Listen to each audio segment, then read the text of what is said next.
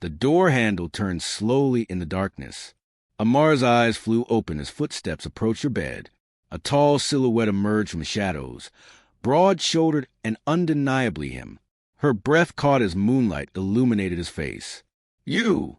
she whispered, her voice trembling. "You're standing." His dark eyes locked onto hers with predatory intensity. "I've always been able to stand," he said, his voice low and dangerous. "I just didn't want to stand without you." 10 months earlier, the rain hammered against the windows of the Park Estate when Amara first arrived in Seoul. She clutched her nursing credentials in trembling hands, staring up at the massive modern mansion that would become her prison and her sanctuary. The job posting had been simple. Live-in caregiver needed for a private patient. Excellent pay. Complete discretion required. What it hadn't mentioned was that her patient would be Park Min-jae, one of South Korea's most powerful tech CEOs, a man whose empire had crumbled in a single night. The accident had happened 6 months before. A helicopter crashed during a business trip. His business partner had survived with minor injuries. Min-jae had been pulled from the wreckage, paralyzed from the waist down, his spine shattered, his life destroyed. Within 2 weeks, his fiancée had returned her engagement ring. His cousin had seized control of his company. His mother had fallen ill from the stress, bedridden in the family's ancestral home. Mrs. Han, the head housekeeper, had led Amara through the silent corridors that first day. "He doesn't speak much," the older woman warned in careful English. 5 caregivers before you. None lasted more than 3 weeks. "He's difficult, angry, sometimes cruel."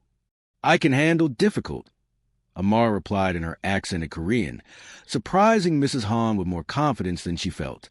Nothing could have prepared her for Min-jae. He sat in his wheelchair by the floor-to-ceiling windows, bathed in gray morning light. Even seated, even broken, he commanded the space with an almost violent presence. His profile was sharp enough to cut all brutal angles and aristocratic lines. Dark hair fell across his forehead, perfectly styled despite everything. He wore black, expensive fabrics draped over a body that was still lean and muscular. "Mr. Park," Amara said softly, approaching with her medical bag. "My name is Amara Okafor. I'll be taking care of you from now on." He didn't turn, didn't acknowledge her existence. The silence stretched until it became oppressive.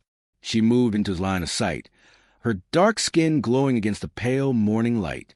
That's when he finally looked at her, and the impact of his gaze nearly knocked her backward. His eyes were the darkest she'd ever seen, and they held nothing but cold assessment. "You won't last a week," he said. His voice was rough, underused, and it slid over her skin like gravel wrapped in silk. "The others couldn't handle me. What makes you think you're different?" "Maybe I am different," she replied, her Nigerian accent thick with determination. "Or maybe I'm just more stubborn than they were." Something flickered in his eyes, gone too quickly to identify. "We'll see." The first week was hell. He refused to eat the meals she prepared. He wouldn't take his medications unless she stood there and watched. When she tried to help him with physical therapy, he'd go completely rigid, his jaw clenched so tight she could see the muscle jumping. But Amara had dealt with difficult patients before. She'd worked in overcrowded Lagos hospitals where pain manifested as anger, where fear wore the mask of cruelty. She recognized the signs. Min-jae wasn't angry at her.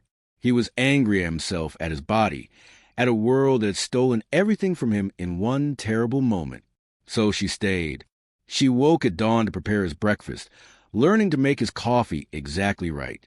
She helped him dress, her hands professional and gentle. She read medical journals to him in the evenings, her voice soft and steady, occasionally stumbling over Korean words and making him correct her pronunciation. And slowly, almost imperceptibly, he began to soften. It started small. He stopped letting his food go cold. He took his medications without her having to ask. When she massaged his legs during physical therapy, he no longer tensed beneath her touch. And sometimes when she read to him at night, she could feel his eyes on her face, studying her with an intensity that made her pulse quicken. 3 months into her employment, everything changed. A new physical therapist came to evaluate Min-jae's progress. The man was young Korean-American, with an easy smile and friendly demeanor. He'd introduced himself to Amara in the hallway, his eyes lingering on her face. "You must be Amara," he'd said in English. "I'm David. You're the only caregiver who's managed to stick around. That's impressive." "Mr. Park isn't as difficult as people say," she'd replied. "Still, it must be isolating being here all the time. Maybe we could get dinner sometime. Compare notes on our patient?" Before she could respond, a sharp voice cut through the hallway. "Amara." She'd turned to find Minjae in his wheelchair at the end of the corridor, his face a mask of barely controlled fury. His knuckles were white where they gripped the wheels. "I need you. Now." She'd wheeled him back to his room in silence, aware of the tension radiating from his body like heat. "What was that about?" she'd asked once they were alone. "You're here to take care of me," he'd said, his voice low and dangerous. "Not to flirt with every man who walks through that door." I wasn't flirting. He was being friendly. "Friendly?" He laughed without humor. "Is that what you call it when a man looks at you like he wants to devour you?" Heat flooded Amara's cheeks. "You're being ridiculous." "Am I?" He wheeled himself closer, so close she could see the gold flecks in his dark eyes. "Tell me, Amara, do you let all your patients get jealous, or just me?" The word hung between them like a confession. "Jealous. Mr. Park," she'd whispered, her heart hammering. "This isn't appropriate." "Nothing about this is appropriate," he'd replied. "Nothing about what I feel when you touch me is appropriate.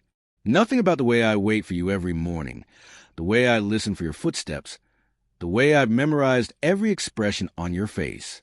None of it is appropriate. But I can't seem to stop." She'd fled then, her hands shaking, her mind reeling. She'd locked herself in her quarters and pressed her palms against her burning cheeks, trying to calm her racing heart. This was wrong. He was her patient, her employer. She had no right to feel this pull toward him, this magnetic attraction that grew stronger every day. But she did. God help her, she did. The next morning, she'd entered his room determined to maintain professional distance. He'd been by the window as always, but when she approached, he'd reached out and caught her wrist gently. "I'm sorry," he'd said. "I was out of line yesterday." "It's fine." "It's not fine."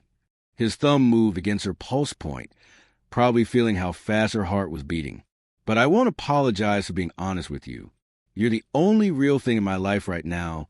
Amara, when you're in this room, I remember what it feels like to be human instead of broken." She should have pulled away. Instead, she found herself saying, "You're not broken. You're healing." "Am I?" His eyes searched hers. "Am I?" His eyes searched hers.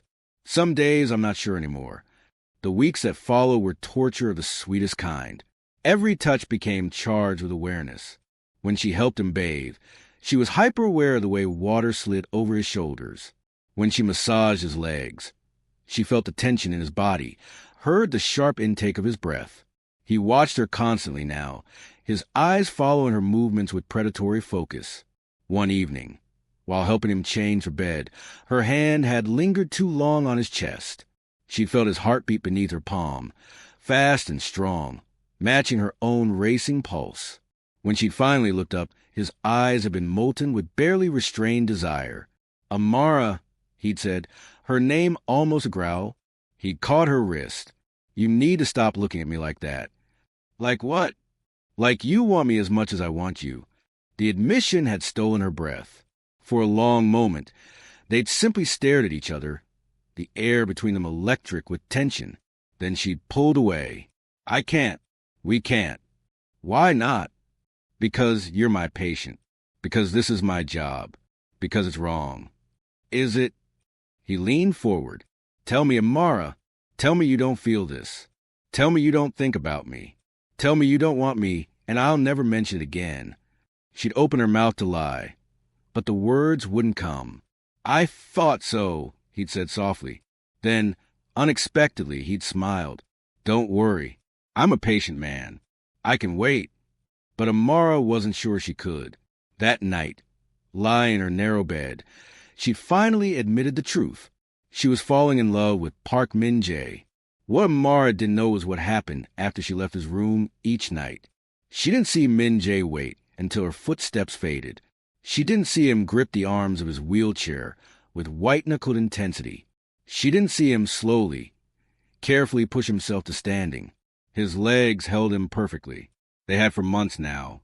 In the darkness, Min Jae walked. He paced with controlled precision, his muscles responding flawlessly. The doctors had been wrong. His spine had healed. His body had recovered. He'd known for 4 months now, had felt the sensation returning, had tested his weight in secret until he was certain. And he'd told no one. At first, it had been caution. He wanted to be absolutely sure before facing the chaos that would erupt when the world discovered Park Min-jae was no longer broken. But then Amara had arrived, and everything had changed. She treated him like a person, not a tragedy, not a fallen king, not an object of pity. She scolded him when he was difficult, laughed at his rare attempt at humor, touched him with a gentleness that had nothing to do with his supposed disability and everything to do with who she was. If he revealed his recovery, she would leave. Her job would be finished.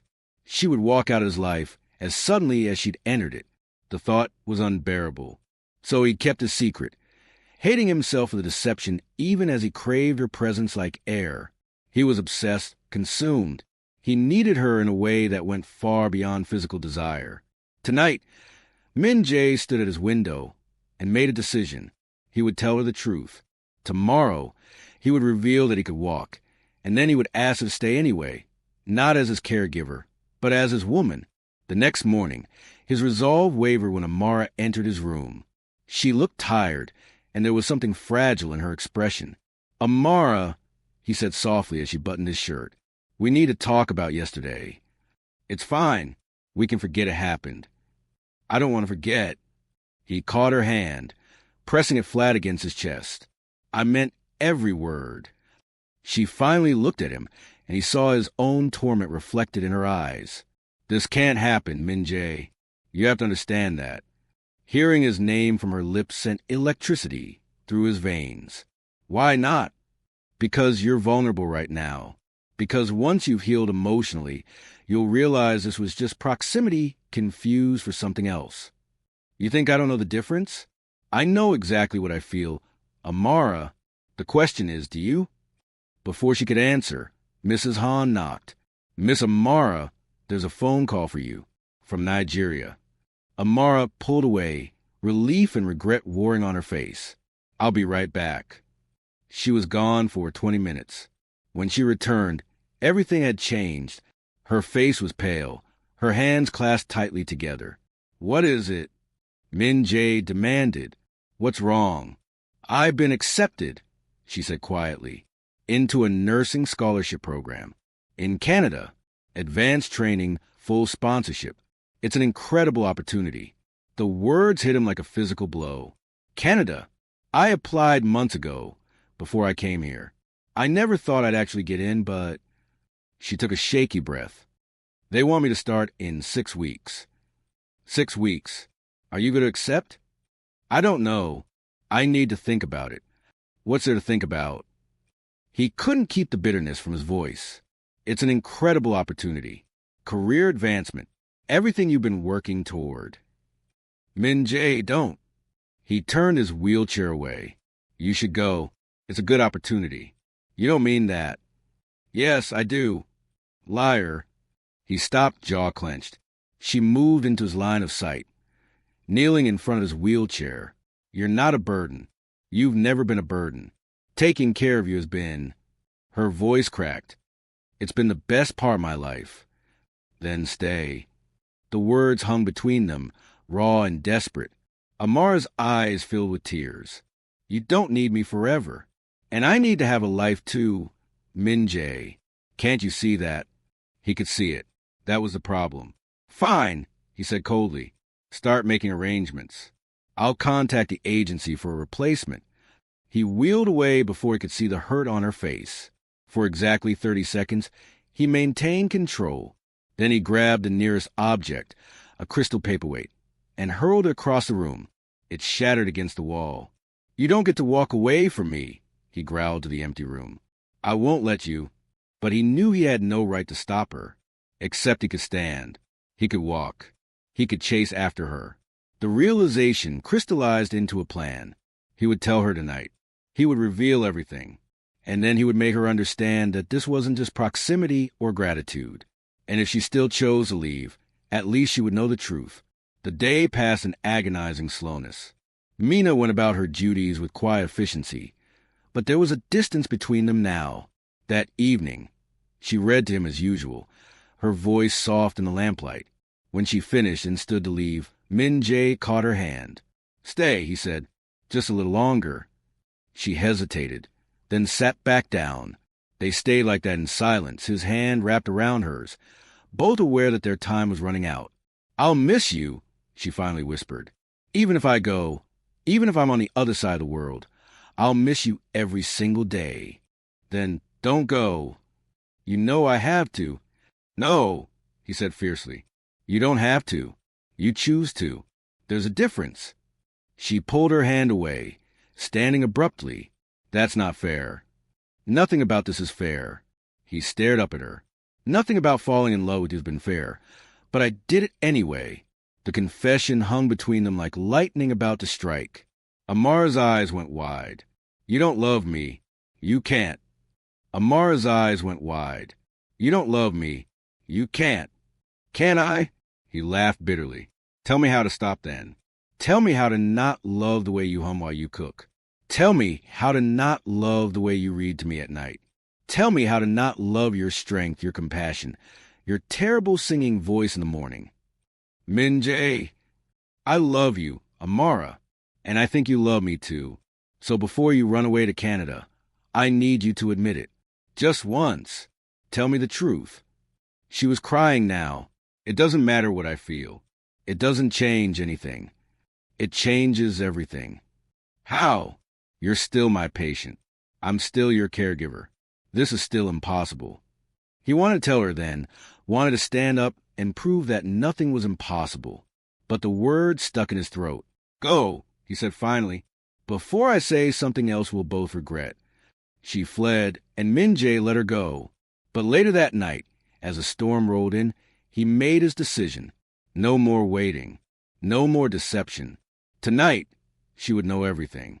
Amara lay in her bed, unable to sleep. Rain hammered against her window. She'd been crying for hours. He loved her. Min-jae loved her. And she loved him. Desperately, hopelessly, completely. But love wasn't enough. Love couldn't bridge the gap between caregiver and patient. She decided to accept the Canada position. Tomorrow, she would tell him. Tomorrow, she would begin the agonizing work of forgetting Park Min-jae. A sound made her freeze. The door handle was turning slowly, deliberately. Her heart seized as the door opened. A silhouette filled the doorway, broad-shouldered and unmistakably masculine. "Min-jae," she breathed. "What are you?" Then she saw. He wasn't in his wheelchair. He was standing, tall and powerful, water droplets from his shower still glistening in his dark hair. His white shirt was unbuttoned, revealing the sculpted planes of his chest. "You," she whispered, sitting up in shock. "You're standing." He closed the door behind him, his eyes never leaving her face. "I've always been able to stand. I just didn't want to stand without you." The words from her fantasies. But this was real. "I don't understand." Her voice shook. The doctors were wrong. He stopped at the foot of her bed. "I healed months ago. I've been able to walk since before you started having feelings for me." The implications hit her like a tidal wave. "You lied. All this time, you've been lying." "Yes." "Why?" "Because I was afraid you'd leave." He moved closer, sitting on the edge of her bed.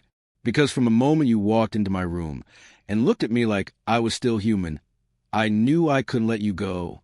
So I lied. I kept you here with deception. And I don't regret it." Amara scrambled backward until her spine hit the wall. "You're insane." "Probably." He reached out slowly. When she didn't pull away, he cupped her face with one large hand. "I kept you here because I wanted you, not as my nurse. As mine." "That's not love," she said. "That's obsession. Maybe it's both." His eyes were molten. "Maybe I'm so obsessed with you that it became love. Does it matter?" Yes, it matters. You lied to me. You used me. I know. He leaned closer. I know. And I'm not going to apologize. I'd do it again. I'd do worse to keep you. She should have been terrified. Instead, she found herself leaning into his touch. I hate you, she whispered. No, you don't. His other hand came up to frame her face. You love me. Or did you think I couldn't hear you crying in here? Say my name? Heat flooded her face. That's not fair. I told you nothing about this is fair. He leaned in until their foreheads touched. But I'm done playing fair. Amara, I'm done pretending I don't want you. I'm done watching you walk away. So here's the truth. I love you. I want you. I need you. And I'm not letting you go to Canada or anywhere else. You're mine. You can't just decide that. Watch me. His voice dropped to a growl. Tell me you don't want this. Tell me to leave and I will. But be honest for once. She opened her mouth to tell him to go, but the words wouldn't come. I can't, she whispered. I can't do this. Yes, you can. His thumb traced her lower lip. Stop fighting what we both want. You lied to me. I know. You manipulated me. I know. I should hate you for this. But you don't. It wasn't a question. She didn't.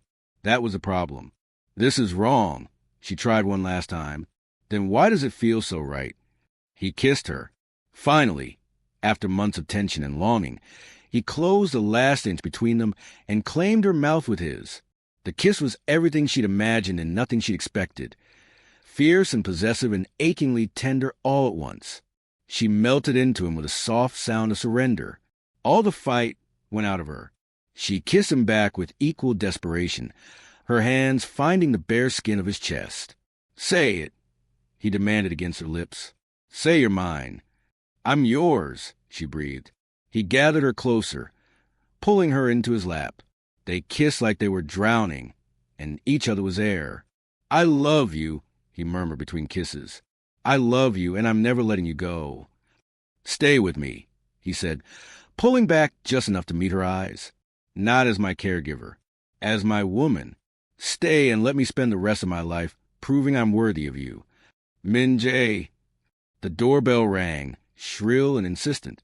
They froze, staring at each other in the darkness. The doorbell rang again. Then came heavy pounding on wood, and voices calling out in official Korean. What's happening? Amara whispered. Min Jae's expression had gone cold and hard. I think I'm about to find out. Together, they left her room. Mrs. Han was already in the foyer, opening the door to reveal 2 police officers. Behind them stood a figure that made Min Jae's entire body go rigid. His cousin, Dae-young. Officers. Thank you for coming, Dae-young said smoothly. I'm here to report corporate espionage and fraud. Excuse me, Mrs. Han sputtered. Dae-young pointed directly at Min Jae. My cousin has been faking his disability while secretly orchestrating a hostile takeover of the company. He's been able to walk for months, manipulating everyone while stealing company assets. That's a lie, Min Jae said, his voice deadly calm. Is it? Dae-young pulled out his phone. I have evidence, financial records, testimony from witnesses. You've been able to walk for months, haven't you? Playing the victim while plotting your revenge. The officers moved forward. Mr. Park Min Jae, you're under arrest for fraud and corporate espionage. Everything happened in slow motion. The officers approached with handcuffs. Mrs. Han was crying. Dae-young was smiling with triumphant cruelty. And Min Jae looked utterly defeated. No, Amara heard herself say. She stepped forward, placing herself between Min Jae and the officers. No, you can't arrest him. Miss, please step aside. He didn't do anything wrong. She looked at Min Jae, saw the truth in his eyes. Tell them what really happened. Amara, he said softly, don't. I won't let them take you. He smiled then, sad and beautiful. You already saved me. The moment you walked into my life, you saved me. The officers moved past her, cuffing his wrists. Dae-young watched with cold satisfaction. Amara felt something in her chest crack, wide open. She grabbed Min Jae's hand. threaded her fingers through his despite the handcuffs. When he looked at her with surprise and hope, she said the word she'd been too afraid to say. "I'll stand with you now." Her voice was steady, certain. "I cared for you when you couldn't stand. Now it's my turn to stand beside you." His eyes filled with emotion. "Amara, whatever comes next, we face it together." She squeezed his hand. "I'm not going anywhere. I'm yours. Remember? You don't get to go through this alone." As the officers led him away, Min Jae looked back at her one last time, and the love in his expression was worth every impossible thing that had brought them to this moment. This wasn't the end. It was only the beginning.